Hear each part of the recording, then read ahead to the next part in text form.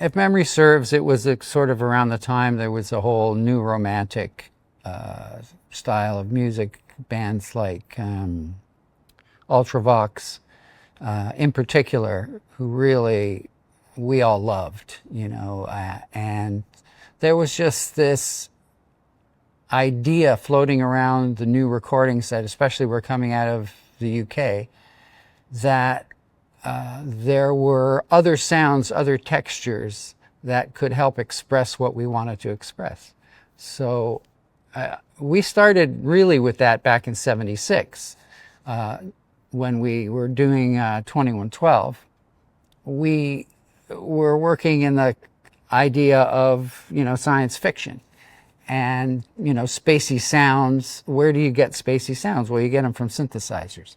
So I think that was the first album that we really brought an ARP synthesizer into the studio, and our album cover artist, Hugh Syme, who also happened to be a keyboardist with the Ian Thomas Band at the time. He twiddled the knobs and he got us this great spacey sound, and we thought, wow, this is adding a whole new dimension to what we can do.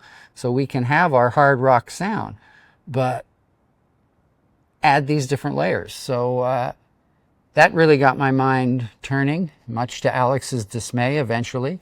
But from there, I invested in a Moog, a set of Moog Taurus pedals, and started adding some bottom end, synthesized bottom end to our sound. So really, where we ended up on Signals was a result of those early experiments with different kinds of sounds in a hard rock context.